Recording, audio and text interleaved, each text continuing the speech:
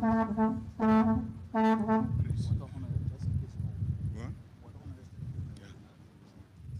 All right, please have a seat.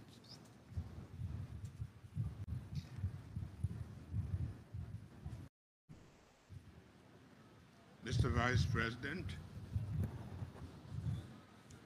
Mr. Speaker, members of the House of Representatives, Madam Pro Tempore, members of the Senate, Associate Justices, members of the Judiciary, Madam Katumu Wai-Bawuah, First Lady of the Republic of Liberia, heads of officials of political parties, prelates, members of religious organizations, our international and local partners, traditional leaders, chiefs and elders, my fellow Liberians, distinguished ladies and gentlemen. We thank God Almighty, the preserver of our nation, and are grateful for his blessing upon us over the past 12 months and nearly 2 centuries of nationhood. As our work continues to confront vexing challenges, some exist, we must strive for a better and more peaceful, sustainable, and inclusive global community.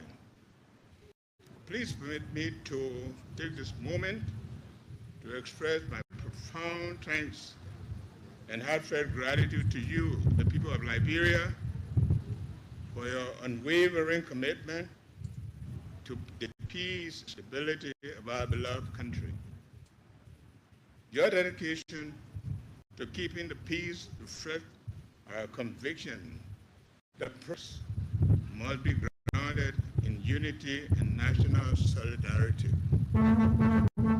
Mr. Speaker, and the honorable members of the legislature, we're here today in keeping with Article 58 of the Liberian Constitution, which mandates the President to deliver an annual message outlining the legislative agenda, report on the state of the economy and the general affairs of the Republic. A year ago, we addressed the citizens of this Republic through you, following an epoch-defining transition that captivated the democratic world. At that time, we stood within the revered walls of the Capitol building, an enduring symbol of our democracy bestowed upon us by our forebears. Now, a year after the historic transition, we face a moment of truth that our democracy can be threatened by those who oppose the steady progress. However, the fact that we are reporting on our stewardship here today on the grounds of the People's House recently damaged by fire highlights the resilience of the Liberian people. I assure you that the security of the state and the sanctity of our republic, though may be assailed, may be threatened, however, it can never be broken. It will be preserved. No one's personal ambition can ever outweigh the importance of our peace and security. This rescue train is moving, and all those harboring mental reservations to hop on the boat and let us proceed with the business of the Liberian people together. Compatriots, when we assume leadership, we did so with a clear agenda, fully aware that the journey ahead will not be easy. We started with a 100-day plan to implement immediate measures aimed at addressing the people's needs and aspirations, providing relief from years of hardship and uncertainty. Even with limited resources, we made real progress in many areas after the first quarter. We improved public sector accountability and work on the road infrastructure while addressing issues in agriculture, health, education, technology, drug abuse, alongside key legislation. We recognize the immense challenges that lie before us, and though many problems persist, our country stands in a better place today than when we first began. I have dedicated countless hours to help the Liberian people, and with your unwavering support, we remain optimistic about the future of our promised nation. It is our faith in that promise that drives our vision for progress. Mr. Vice President, Mr. Speaker, Madam Pro Tem, and esteemed members of the 55th Legislature, as we come to fulfill our constitutional duty, I commend each of you for your hard work, particularly in passing 11 legislations, one joint resolution. Passage of the government to spend $41.3 million in February 2024, pending the approval of the budget, demonstrates your commitment to addressing urgent needs and funding development across all sectors. However, we must act swiftly on the outstanding proposals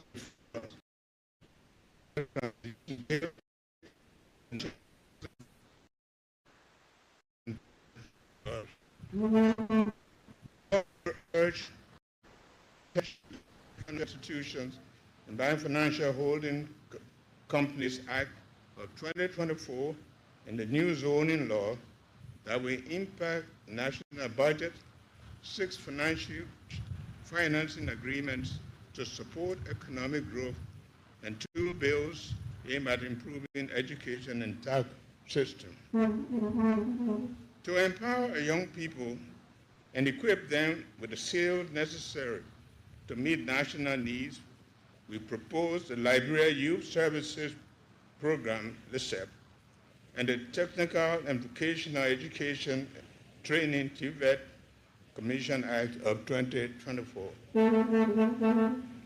Looking ahead, I will be submitting new legislative proposals, including the Amended Payment System Act, the Liberia Insurance Regulatory Commission Act, and the Revised Code of Conduct for Public Officials. Additionally, we will propose refunds in the state-owned enterprises through the establishment of State-Owned Enterprise Authority of Liberia, SEAL. These proposals are designed to improve governance, foster growth, promote transparency, and empower our citizens, paving the way for a better future for all. Delays in acting on them could jeopardize the success of the Arrest Agenda for Inclusive Development, AAID. In the year under review, we also issued 14 executive orders at urgent needs of the government, including those establishing the Office of the War and Economic Crime Court and National Railway Authority. Mr. Vice President, Mr. Speaker, Madam President Pro Tem, and members of the 5th Legislature, Article 3 of our Constitution describes our government as a republic with 3 separate coordinated branches. We must strengthen cooperation and dialogue across all branches of government with transparency and mutual respect. We must work together as partners.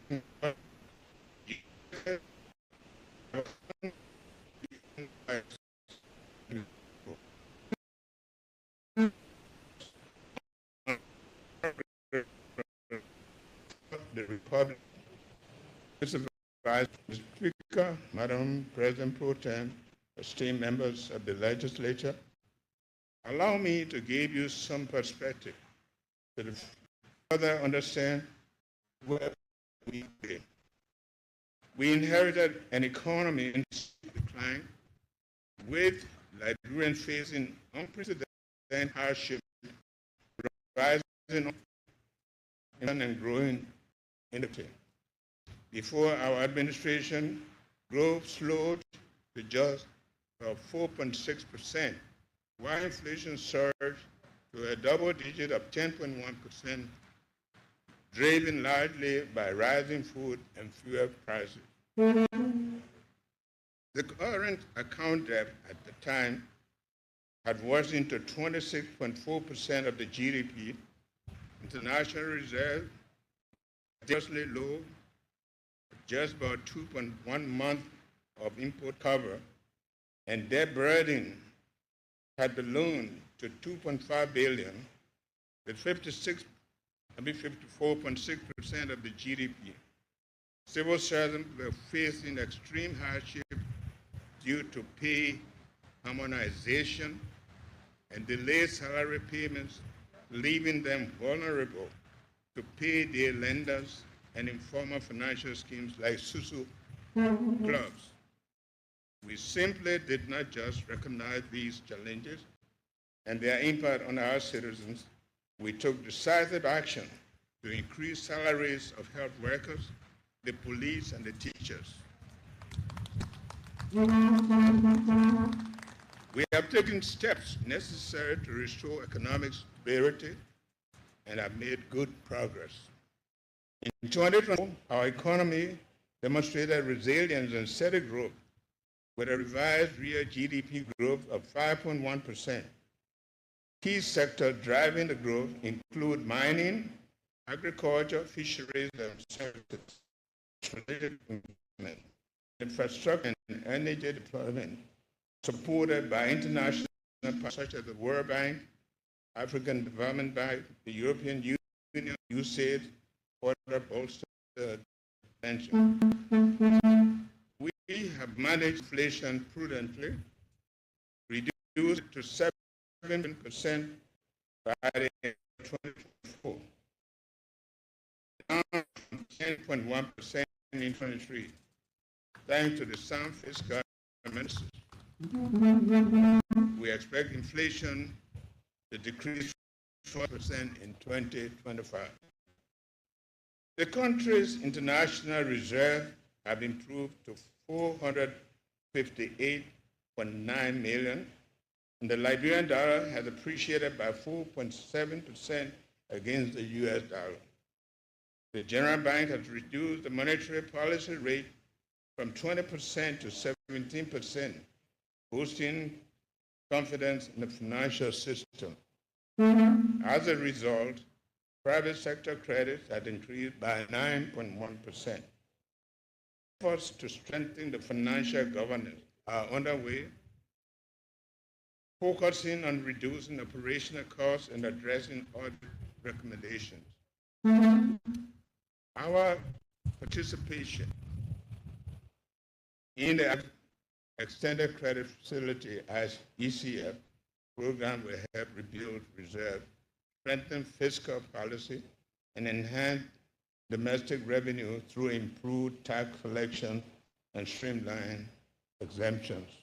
We have also made progress in modernizing financial system, improving access to finance from micro, small, and medium enterprises, and increasing financial inclusion, which now covers 52% of the audit population.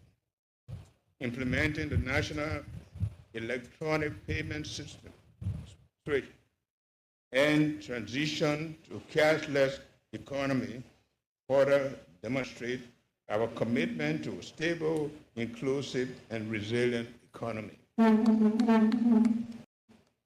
The insurance sector is also being strengthened with reforms underway to establish an independent insurance commission.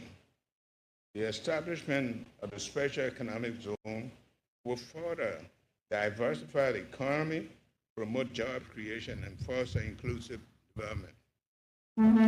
Honorable legislators, over the past year, my administration has focused on transforming Liberia's investment climate. We are implementing policy changes to attract investment, including simplifying regulations, reducing red tape, and a legal framework, while ensuring social protection and local empowerment.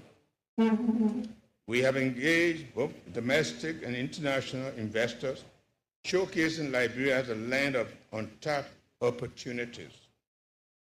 While some key agreements are still pending, I am pleased to report that we are actively negotiating with major multinational companies in energy, mining, agriculture, infrastructure, and technology. Once finalized, these negotiations are expected to bring over $3 billion in investment to our economy. Looking ahead, we anticipate a promising medium-term outlook with expected growth rate of 5.8% in 2025. We successfully passed the 2025 national budget in the amount of $880.7 million before the start of the fiscal year. The first time this has happened in the post-conflict period. Passage of the budget before the start of the fiscal year will also make the execution of the national budget more predictable and efficient. For many years, the government neglected to remit county development and social development funds to the counties, depriving citizens of essential resources for local government and development. However, we have begun reversing this trend by ensuring that these funds, allocations for 2020, are fully disbursed to the counties. Also, for the first time in years, the government remitted to the road fund all road-related revenue deposited in consolidated fund for enabling the implementation of several road rehabilitation and maintenance work during the year. The government arrests Agenda for Inclusive Development, AAID, together with the county development agendas, will help propel these efforts forward. Fellows, while we have yet to reach optimal levels, our ongoing efforts will improve the livelihood of all Liberians. Despite global trends affecting community supply and prices, we have seen consistent declines in the cost of essential commodities, including rice and petroleum products.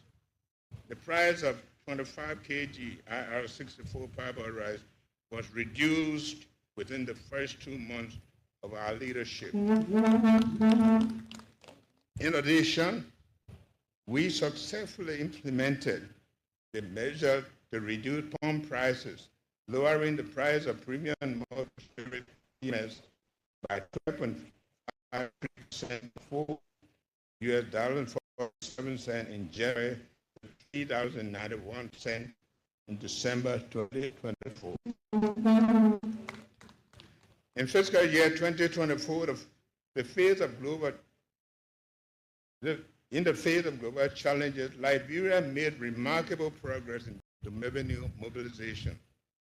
We collected $734,077 million in revenue, out of which domestic revenue collection stood at an impressive $695.3 million, a 12% growth over the previous year.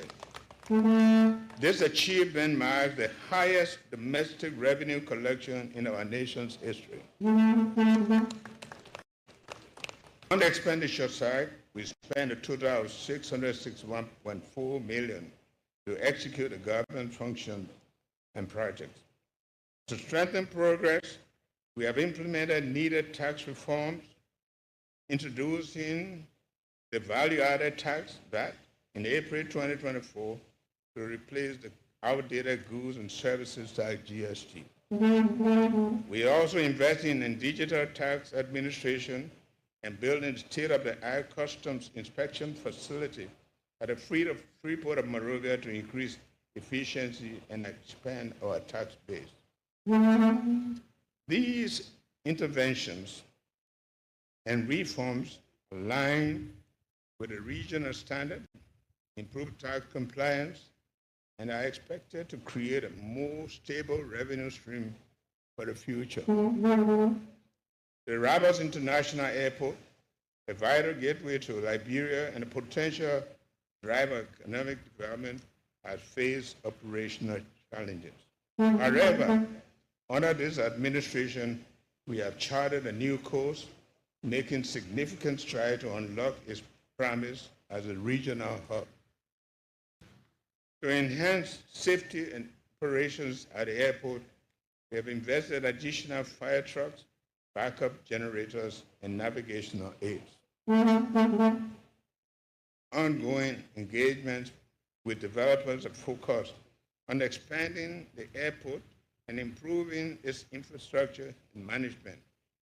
These initiatives still instill confidence among global airline operators and travelers, reflecting our commitment to positioning Liberia as an attractive destination for global business travel.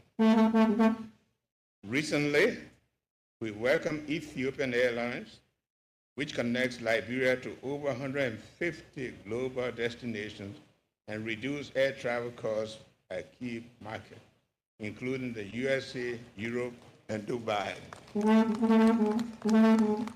We are also in advanced discussion with carriers like Qatar Airways to establish our air service agreement. My government has worked tirelessly to rebuild trust with international financial institutions and donor community.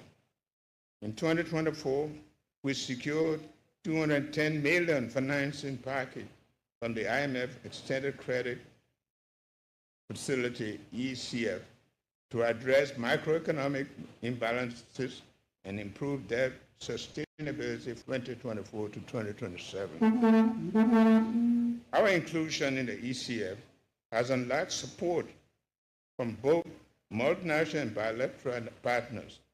The World Bank provided $60 million in support, $40 million of which was budget support, and the balance $20 million went to Special Disaster Fund for Liberia to be administered by Liberia. The World Bank has also pledged $40 million in the budget support for this year in 2026.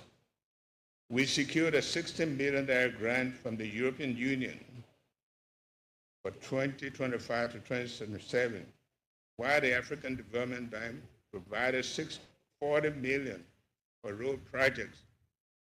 During the period under review, Liberia also received $398.2 million in up-budget official development assistance for critical sectors such as health, agriculture, and infrastructure. I am pleased to inform you that our bilateral relations have secured a commitment from government of the United States for the Millennium Challenge Corporation MCC Compact eligibility.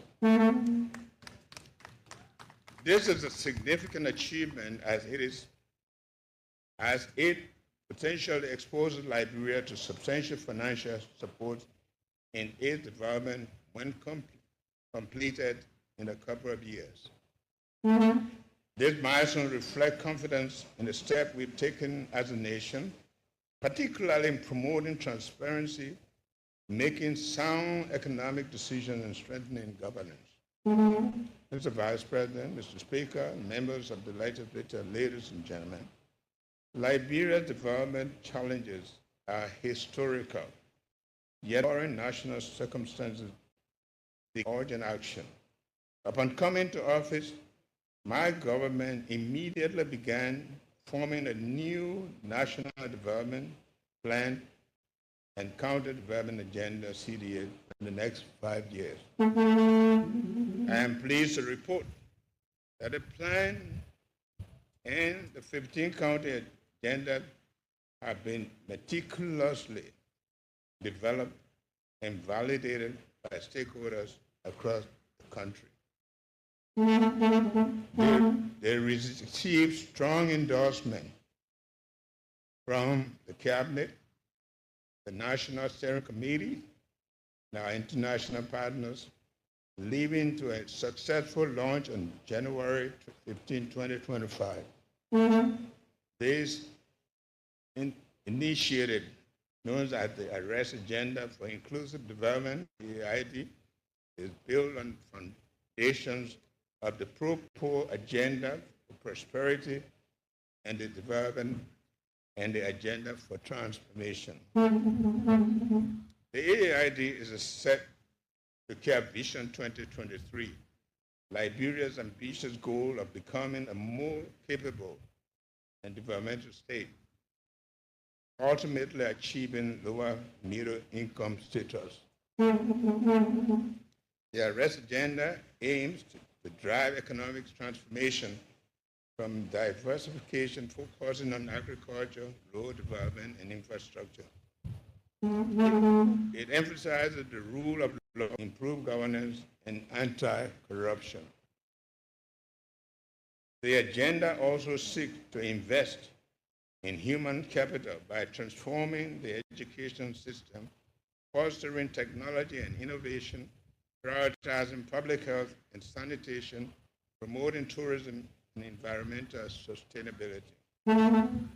The total estimated cost of the transformative development plan is $8.4 billion. Our total 60% of the funding will come from the government and international donors, with the remaining from private sector investment. The success of AID and the counter development agendas will also depend on the active participation of our youth. We are dedicated to making available what they need, including the opportunities necessary to unlock their full potential. Mr. Vice President, Mr. Speaker, Madam President Pro Tem, esteemed members of the legislature, associate justices of the Supreme Court, and fellow Liberians. When we took office a year ago, we were given the mandate by the Liberian people to steer the nation toward progress and development. It is often said Liberia's challenges stem from the state of its own institution, and that our country's crisis is fundamentally a crisis of governance. We cannot speak about the state of the Republic only in terms of material conditions of the people, the so-called bread and butter issues.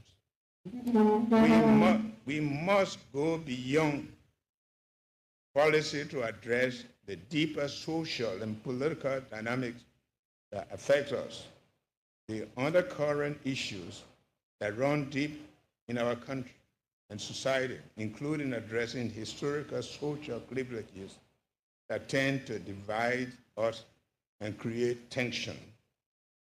We are one people with a common destiny as a nation, and therefore all cleavages based on political, economic, social, and cultural lines, and our stereotypes and adversarial to the values of an equitable society.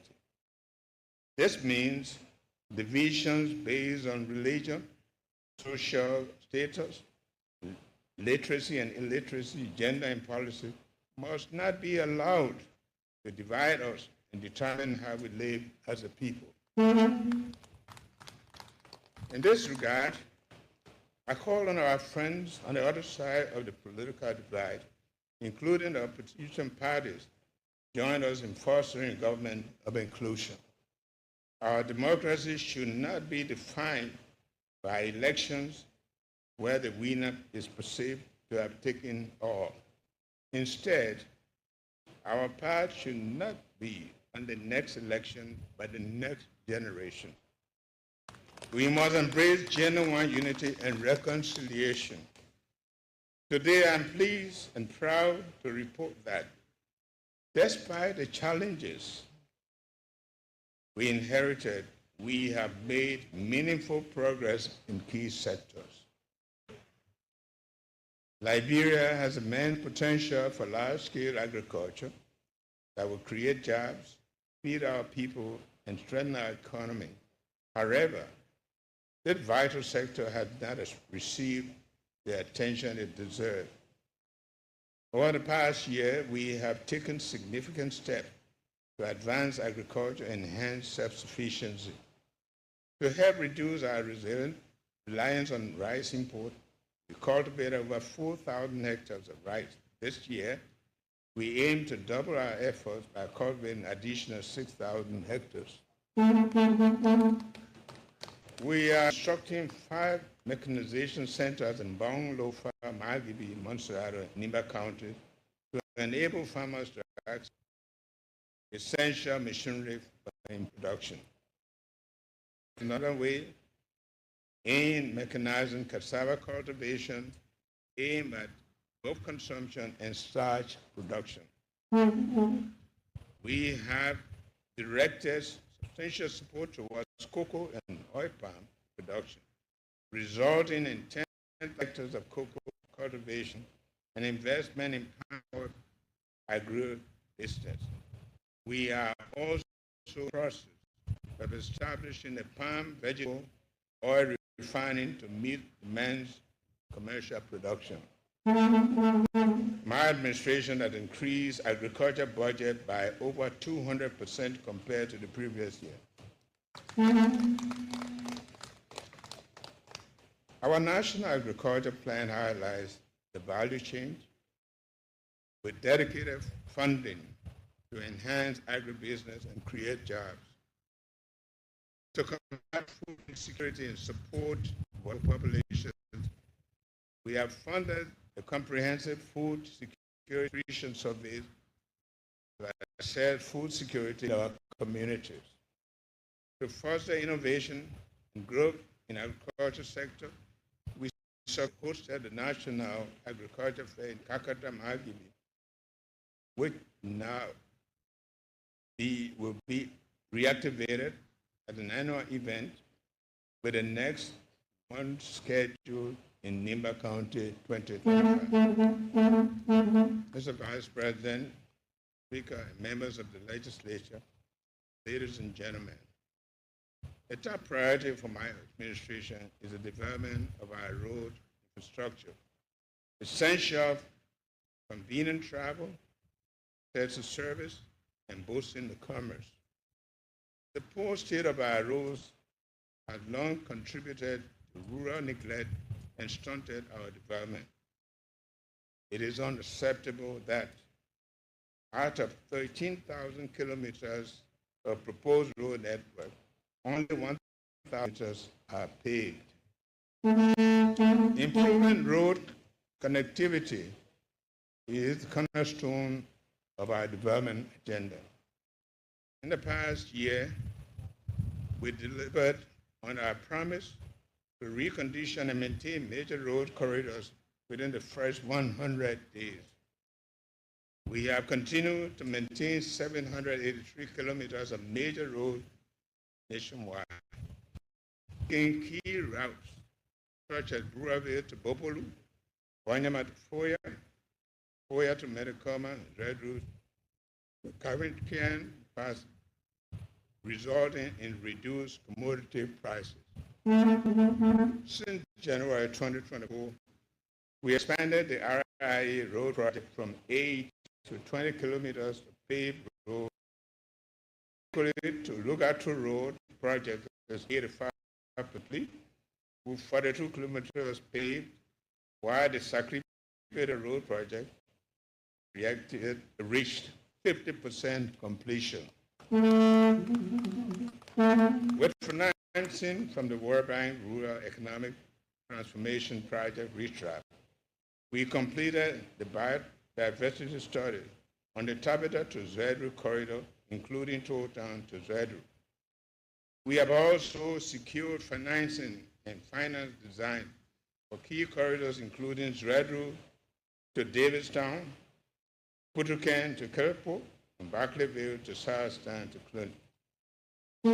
In addition, we are happy to announce that paving the to Medina to Rabosport Road will commence in March this year. To enhance safety and vibrancy in Monrovia, we have expanded public spaces by creating alleys, clearing drainages, ditches, and installing solar streetlights. In the first quarter of 2025, we anticipate progress in the Tubman Boulevard Overseas Bridge project. Looking ahead, we plan new bridge works and civil construction on major corridors, ensuring further connectivity infrastructure development across Liberia. Our natural resources should be the source of inclusive development. We have taken decisive actions to combat illicit mining, address environmental degradation, and rebuild public confidence. Honorable Speaker, distinguished members of the 55th Legislature, I am pleased to report that we have received a mineral resource survey report from the government of the People's Republic of China. The report provides new insights in Liberia's mineral resource potential and represents the most comprehensive scientific investigation conducted in over 5 decades. We extend our gratitude to the People's Republic of China for funding this important project. The Ministry of Mines and Energy has already analyzed the data from the survey, and results indicate a significant shift away from the country's previous sole focus on iron ore, diamond, and gold. We have discovered lithium, neodymium, silver, nickel, zinc, uranium, chromium, lead, tin, cobalt, niobium, tantalum, manganese, copper, and molybdenum, among others. I have said the Ministry of Justice act lawfully and promptly to address claims concerning the Mount Blair iron ore deposit in Nimba County. The Liberia Electricity Corporation has been returned to its statutory structure. The corporation successfully negotiated additional electricity import for Côte d'Ivoire and reduced electricity tariffs from Bong and Nimba County. Construction of the 20 megawatt solar power plant in Harrisburg, Montreal County began in 2024. The project is expected to be completed by October 2025. Our plan is to apply 100,000 every year using both the grid and renewable energy source. Our goal is to achieve a 75% exit rate by 2030 and eliminate the existing urban-rural disparity. We believe that energy access is essential to unlocking potentials in agriculture, road, education, healthcare, and tourism. We are encouraged by significant oil and gas discoveries in neighboring Cote d'Ivoire 2021, 2023, 2024, where substantial deposits were found in geological formations similar to those in Liberia in the Upper Basin. Seismic data from our basin have been licensed to major players like Total Energies, Petrobras, and the mid-tier companies such as Murphy. The interest from these global energy giants boosts our optimism for oil and gas exploration in Liberia. Also, Liberia is collaborating with a neighboring country to complete the Africa Atlantic gas pipeline. My government is committed to facilitating its passage through our territory, integrating Liberia's energy infrastructure with renewable sources to meet domestic export needs, and advancing clear energy solutions for our country. Mr. Vice President, Speaker, Legislature, in today's globalized world, advancement in telecommunication and digitization offer endless opportunities for social and economic benefits. Recognizing this, my government is committed to expanding access to affordable, quality digital infrastructure and telecommunication services to drive economic growth. During the past year, the government made significant progress in reforming Liberia's telecom sector. For the first time, we have implemented regulations that provide clarity and transparency for mobile network services, including mobile money and value-added innovation. We are also at the verge of enabling interconnectivity between mobile money providers, allowing citizens to transfer funds across the network. These measures promote fair competition and enhance consumer protection. Last year, we launched a digital transformation initiative focused on digital literacy programs to train young Liberians in various skills. I am pleased to announce that we have trained over 10,000 young people across 15 counties and empowered 50 teams with seed funding to start digital business. We also empowered 4-year degree scholarship to 15 participants, each representing a county. In the next 5 years, the private sector plans to invest $300 million in the telecom sector to enhance services and foster innovation as part of Liberia's digital transformation agenda. 2 operators have been licensed for cross-border connectivity, roaming agreements with Sierra Leone, the Gambia, and Ghana, which will lower telecommunications costs for travelers. Additionally, the recently approved Starlink services will provide universal internet access to rural and underserved communities, protecting them from disruptions like previous ACE cable failure that caused significant economic losses. Mr. Vice President, honorable members of the legislature, we cannot reach our ambitious development goals without properly preparing our citizens, especially the youth, through access to quality education. Liberia's once celebrated for its educational system has seen standards decline, depriving men of a fundamental right. Education is not a privilege. In 2024, we inherited an educational sector faced with significant challenges. 2 million in scholarship arrears, poorly qualified teachers, and inadequate infrastructure.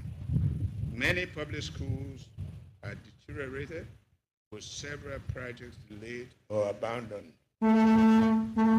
To address these issues, we committed $1 million to clear scholarship arrears, including West Africa's senior examination SEC, with over $500,000 already paid.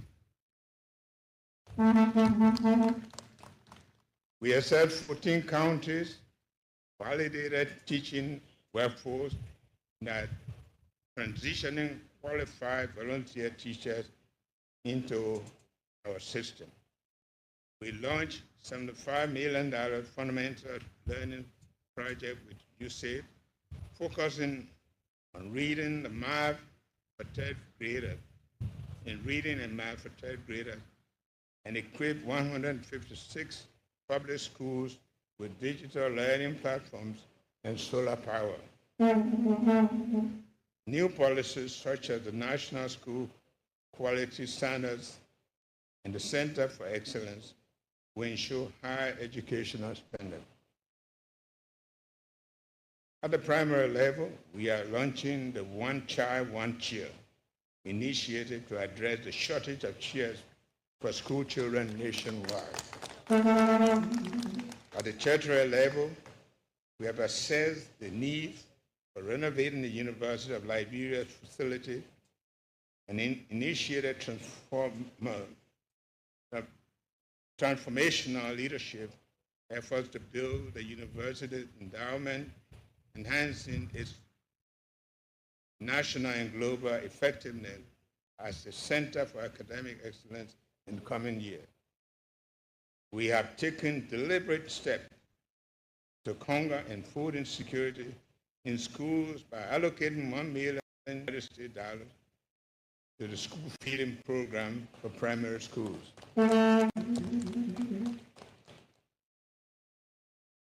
Our government interventions and investment in the education sector in the coming year will enhance education delivery, giving our children the opportunity they deserve for a brighter future. Vice President, honorable members of the legislature, health and sanitation are central to my administration, becoming a key part of the arrest agenda. And a first and our message, we committed to addressing both historical and emerging challenges in the health sector, assuring access to quality health care for all of our people. Despite significant hurdles, we have made notable progress. Today, we are pleased to report that public health centers in all 15 counties have received essential medicine, and community pharmacy initiative is being piloted nationwide.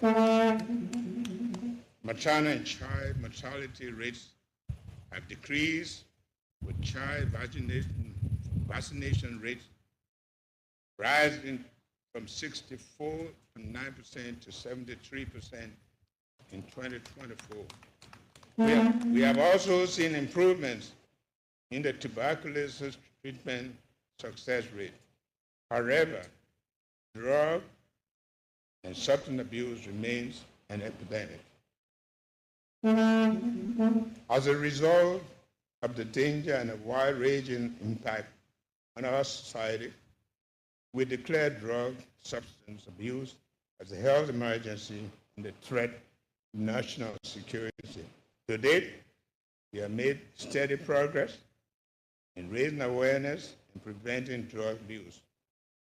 To demonstrate our commitment, my Vice President and I led the example by undertaking drug tests. Several at-risk youth have completed rehabilitation, reintegrated into our society. Notably, we acquired 50 acres in Bensonville, Montserrat County, where pre-construction activities have begun for a new psychiatric hospital to build mental health and substance abuse. A regional diagnostic center is under development in Balatuabon County with 30.7 acres secured, and pre-construction underway. This center will enhance diagnostic services, particularly in rural Liberia. We intend to establish 3 additional regional diagnostics across the country. We are advancing several health infrastructure projects, including 8 of the 15 staff housing in Zredru nearing completion. There are 23 ongoing infrastructure projects, such as construction and renovation of hospitals, health centers in Zredru, Barclayville, and other parts of the country. In addition, 6 oxygen plants have been commissioned in Monsuado at GFK, Lofa, Nimba, Grand Kira, and Grand Cru. We are pleased to announce that with the support of the Chinese government, we have broken ground for the construction of a $16 million national clinical and diagnostic laboratory at number 14 hospital, military hospital in Margibi County. On sustainable health financing, we are making progress with the National Security Health Insurance Scheme and the bill to create a National Health Equity Fund for universal health coverage will soon be submitted for your consideration. As part of the groundbreaking health initiative, we are addressing the cardiovascular issues in Liberia. In collaboration with the University of Ghana Medical Center, UGMC, we are establishing the state-of-the-art cardiothoracic GFK.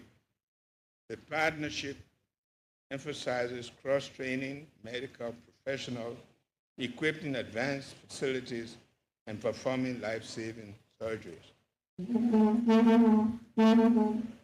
A notable success in the open heart surgery performed on 64-year Mr. Fokpa Cover at the UGMC, with all expenses covered by my administration. By the grace of God, Mr. Cover is here today to share the moment of triumph.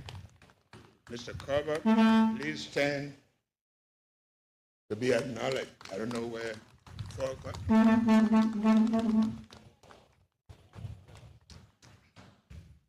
Thank you.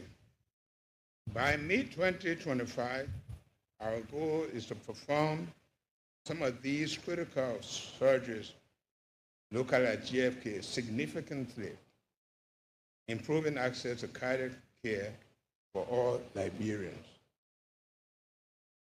Poor sanitation, inadequate clean water supply, and aging infrastructure, especially in Monrovia and other cities, have long posed challenges. 42% of our population still lacks basic toilet facilities. Addressing these public health concerns is a key priority in our development agenda. Significant has been made in the past. We successfully repaired the 1 million gallon city reservoir in central Monrovia with support from the World Bank, restoring water supply for the first time in 10 years. Improvements include new chlorine dosing unit at the White Plains Water Treatment Plant, rehabilitation of a cardware booster to enhance supply in multiple areas, and expansion of water system in Bushop Island, Rock Hill, Soul Clinic, and New Georgia. We are replacing the 36-inch pipe on the main transmission line from White Plains to Monrovia with a 48-inch pipe. A new water system is under construction in Buffalo City, set for dedication in February. We plan to connect an additional 3,000 homes in Monrovia and Painesville this year. With USAID support, we are conducting the feasibility of rehabilitating the Kakatra to Kiana Western This year, we will construct water system for Plebo and Greenville and rehabilitation Red Roof system. Additionally, over 1,700 new and reconnected customers have benefited from ongoing civic improvement. Mr. Vice President, Mr. Speaker, Madam President, and esteemed members of the legislature, associate justices of the Supreme Court, fellow Liberians. Our country is fortunate to have many qualified, capable women who have challenged traditional jobs. Gender sensitivity, inclusion, and high priority in my administration. Currently, with 9% of the ministerial positions, 31% deputy minister position, this trend continues to the superintendent level, where women make up 40% of our appointments. While we celebrate these achievements, we must also address the serious issue facing children and battered women in our country. In 2024, our government made significant strides in promoting women's empowerment and protecting children. We launched a national 116 EBV cell call centers, which provide confidential 24/7 platform for survivors of gender-based violence to report incidents and access vital services, including counseling and legal assistance. We also allocated $1.8 million in plan of international for Liberian Women Empowerment Project, which, with assistance from the World Bank, aims to enhance women economic empowerment through small businesses support and address harmful social norms over 700 communities. This project benefits 36,000 women across the country. Regarding social protection, nearly 4,000 impoverished households in Grand Bassa, Grand Cru counties receive cash transfer from the Recovery of Economic Activity for Liberia Informal Social Employment Realize project. The government disbursed total of $110,812,770 million Liberian dollars and $770 to vulnerable houses. We thank the World Bank for providing the loan for this scheme, as well as French and other friendly governments. For children's welfare, we launched the Support a Child, Save the Future projects, covering that over 366 children were living on the streets. With the help of the various partners, we identified more than 5,000 children in Montserrat County for assistance, connecting over 4,000 to financial support for schooling. Additionally, more than 600 children are enrolled in family strengthening programs. 702 have been placed in 19 public schools, receiving livelihood support for their caregivers. Honorable members of the legislature, a year ago, as we began our stewardship, we declared that this usual approach to governance will be a thing of the. We remain committed to promoting openness, transparency, and accountability across our government. In line with this commitment, we have supported the independence of integrity institutions. The General Auditing Commission has published results for 60 out of 80 audits, including those conducted before my administration. Key institutions audited include the Executive Protection Unit, the Central Bank, the Government Consolidated Fund, and the Liberia Telecommunication Authority. Some audits conducted before my tenure revealed serious system weaknesses and millions in unaccounted public funds. My government will continue working closely with the GAC, the National Legislature, and Ministry of Justice to prevent theft, waste, and abuse.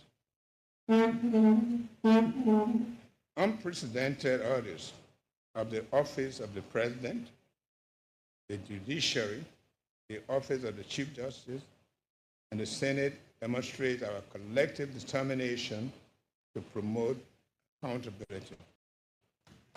Similarly, independent auditing agents have embedded internal auditors in 91 out of 131 spending entities to ensure accountability for public funds. We have appointed the Ombudsman after years of delay and introduced performance management and compliance system. Cabinet members and agencies has now signed codes of conduct, performance contract with the President, and I have declared and published our asset as well as signed the code of conduct. The Vice President, Madam Senate Pro Tem, Mr. Speaker, distinguished guests, let us address the present concern that affect every facet of our society: integrity and governance.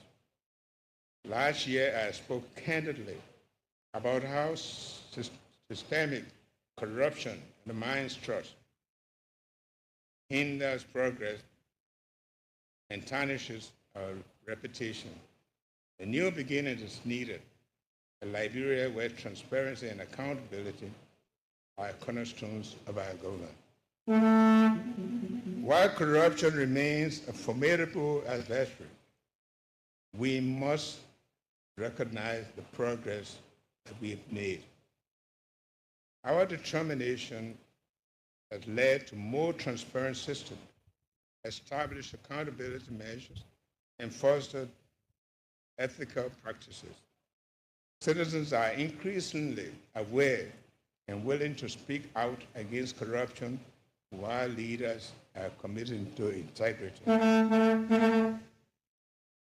Our integrity institutions have unfettered access to the presidency, reflecting strong political will.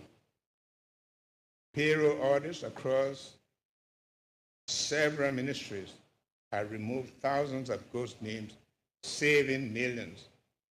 Our actions will not stop at the past. We will institute audits of all expenditures over the past year and address any violation of public trust. Liberians yearn for decisive action against this national menace, and I vow to deliver. We call on national legislature and the judiciary to join us as allies in this patriotic journey. Acting on audit reports and fast-tracking corruption cases will restore public confidence in government. Mr. Vice President, Mr. Speaker, Madam Pro Tem, legislators and social justices of the Supreme Court, and fellow Liberians, in 2024, public service underwent significant reforms, focused on increasing accountability and efficiency. The Employees Status Regulation Project improved payroll integrity and saved over $8 million. We also introduced national policy guidelines for recruiting independent consultants, reducing their numbers nearly 1,000 to 94 and cutting costs from 6.1 million to 1.4 million, saving an additional 4.7 million.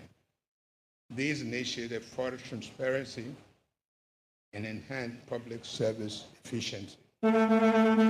We conducted a workforce analysis that revealed the skilled gap on aging workforce. A 31% underrepresentation of women, Guardian Tigers initiative for a more diverse and capable workforce. Key reforms also include as reconstructing the Civil Service Board of Appeal, launching National Civil Service Training Center, reviewing wage disparity, and improving retirement pension process. In view of this, we call on you, members of the legislature, to consider the timely passage of the draft bill to fully operationalize the Civil Service Commission in keeping with Article 89 of the Constitution. On the communication front, the Liberia broadcasting system is making significant progress in the construction of the new radio expansion complex, which is ahead of schedule.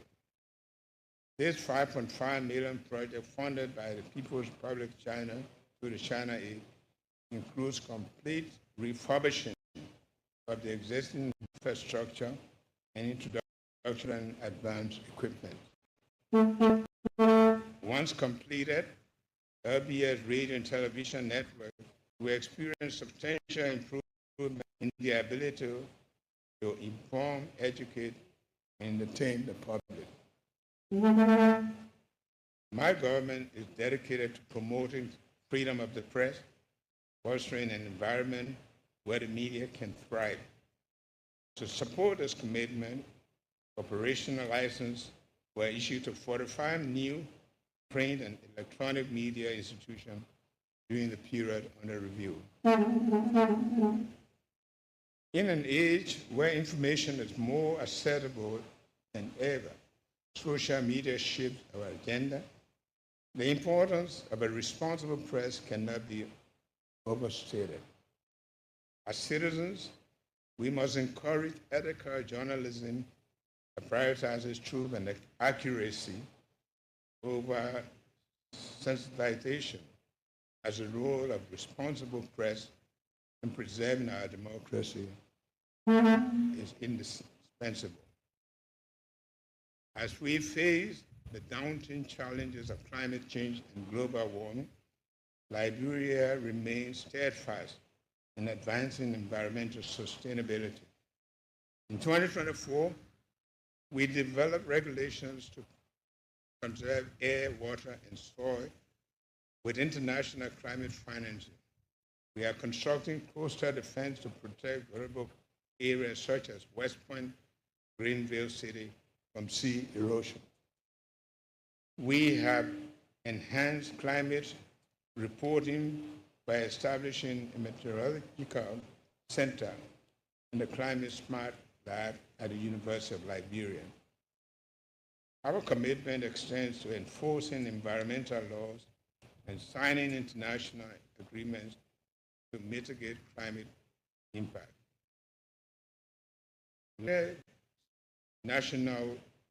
Nationally determined contributions, NDC, are ambitious, aiming for 64% reduction in emission by 2030. We are expanding our NDCs to encompass freshwater ecosystem, land rights, and youth involvement, reinforcing Liberia's leadership in global climate fight. Positioned to benefit from the carbon market, with over 42% of the Upper Guinea rainforest under our stewardship, we are developing a legal framework to facilitate participation in these markets. The National Climate Change Steering Committee is leading the efforts with support from key international partners. Honorable members of the legislature, as we address people today, we focus on critical issues and governance. Young our citizens, land is one of our most vital resources, a gift from God and our forefathers that offers opportunities for livelihood and economic development through investment. However, Liberia faces escalating land conflict.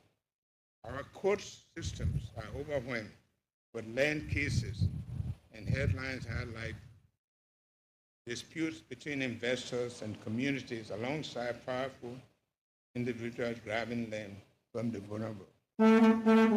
Land conflicts in Liberia are rooted in historical grievances, poor governance, and increasing pressure on land use. I that we are taking bold steps toward change and our people receive historical justice and, more importantly, opportunity to make productive use of their resources. In 2024, we issued these to 24 land-owning communities, securing almost a million acres land and benefiting more than 200,000 Liberians. We also imposed moratorium on public land sales to curb speculative grabs, which will be lifted only after guidelines are established.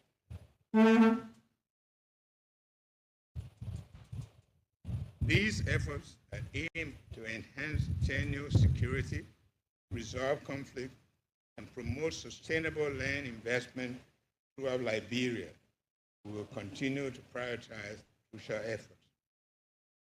Mr. Vice President, Speaker, members of the House of Representatives, Madam Pro Tempore, members of the Senate, Associate Justices, and members of the Judiciary, Madam Dean, members of the Cabinet, my government has given Liberia's standing in the world a top priority following reputational setbacks in the last few years.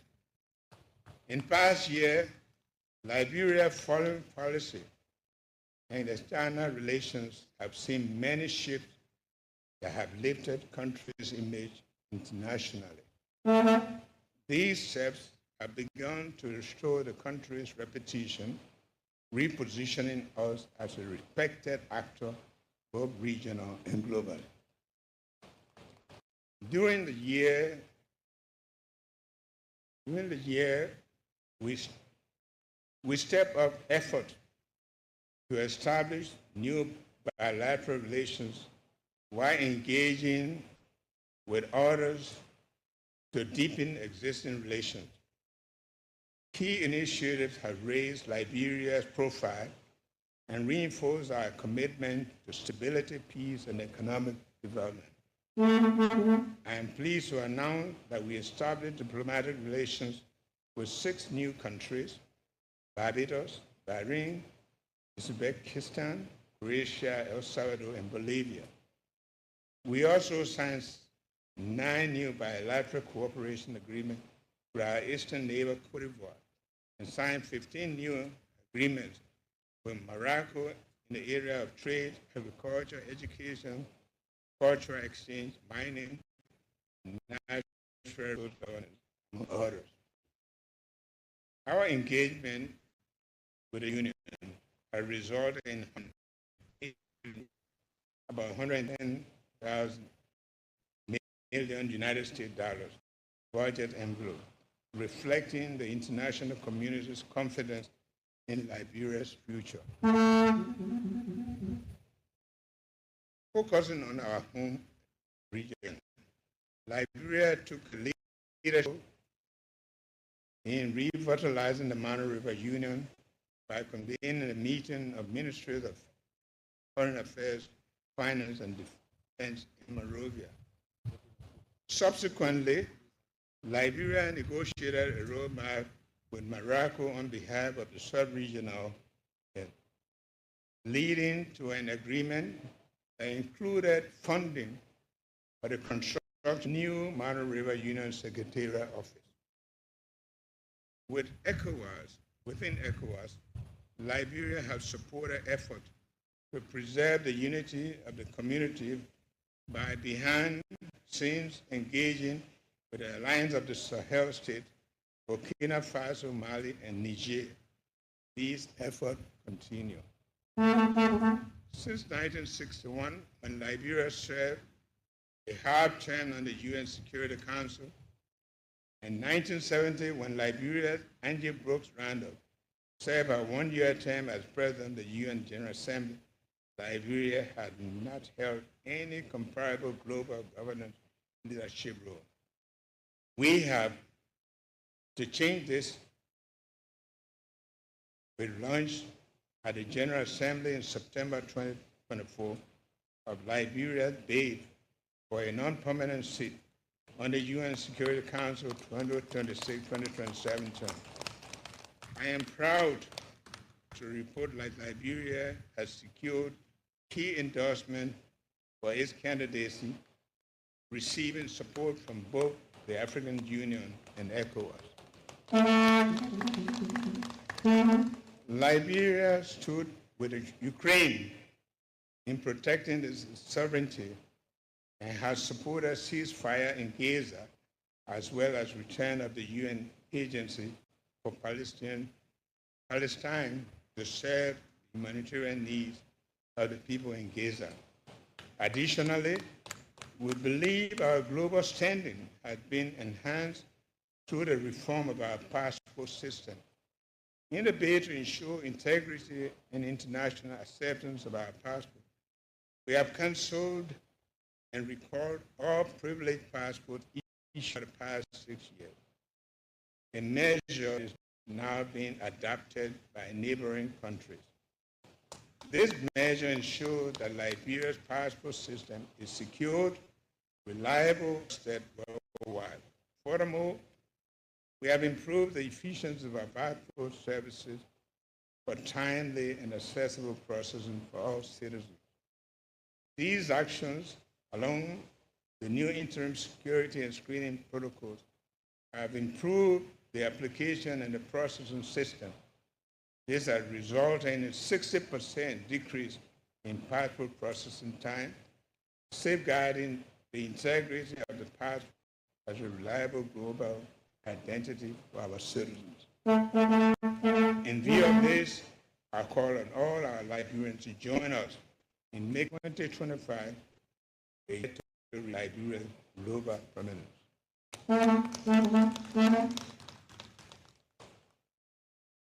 Mr. Vice President, Speaker, members of the legislature, my government believes that Liberia's diaspora community is potentially one of the country's important development assets. The diaspora is an extension of our citizenry, having left homeland in large numbers in the aftermath of the bloody 1980 military coup d'etat and devastating civil war that ensued. When we addressed this body in January last year, we made clear that Liberians in the diaspora have a stake in the future of their country, and my administration will ensure that their contribution to Liberia are institutionalized and honest. It is in this recognition of that we instituted policies that have engaged members of the diaspora community in the past year across all facets of our national life and development. A new program styled Annual Year of Return was designed to organize the yearly visits of Liberians to their motherland in ways that make their stay not only welcoming, but also a means to explore opportunities to bond them with their compatriots and invest in the development of our country. As my government proposed last year, the highlight of this engagement will be the holding of the first Liberia Diaspora Conference on National Development in April 2025 in Washington, D.C. This conference will provide a platform to discuss, re-engage, and participate in their country's development. Once again, I would like to recommend the legislature and previous administration to commend them for their work to eliminate the unjust barriers imposed on citizens who have chosen to seek opportunities abroad. I am pleased that the slogan, once a Liberian, always a Liberian, now holds genuine significance. During the past year in review, the nation mourned the loss of some of its prominent citizens. Among the many who transitioned include former Vice President Bennett D. Warner, former interim Vice President Senator John Gray, former Nimba County Senator Prince Bar Johnson, former Montserrado County Senator Joyce Musus Freeman Sumo, former Lofa County Senator Sumo G. Kube, former Grand Crew County Senator and former President Pro Tempore of the Liberian Senate, Petrus Segwe Watersing, and esteemed elder Alhaji Amadou Sharif, among many others. The full list will be published. Mr. Vice President, Mr. Speaker, and members of the House of Representatives, Madam Pro Tem, members of the Senate, Social Justices, members of the Judiciary. Before I conclude this address, let me invoke another moment of truth in the supreme interest of our country. Beyond my assessment of the challenges we face, certain intangibles impel my actions as follows. 1, I will propose an action to plan to address the state of our nation's unity. 2, I will propose a review of our Constitution to address shortcomings in the organic law. Number 3, propose comprehensive electoral reforms to strengthen our electoral process and democratic credentials.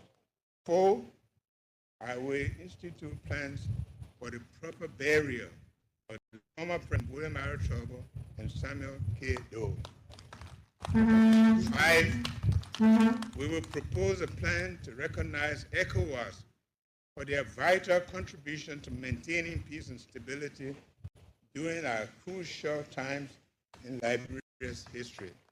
6, we will convene the National Conference on Post-War Infrastructure to discuss the rebuilding and the development of our poor infrastructure. We start a journey together with the faith that we can face and address our difficulties, course, correct, and set apart for transformed future. Let us with compassion continue to stand united as we move forward hand in hand towards the prosperous, inclusive future of our nation. After 1 year of office, I confidently say that the state of our nation is better than when we began. Our progress in 12 productive months is just the beginning, and prospects are encouraging. As we begin to implement and achieve the arrest agenda for inclusive development goals this year and in the coming years, we move decidedly and resolutely forward, thinking Liberia, loving Liberia, and building Liberia together. May God bless us all and serve our republic. Thank you.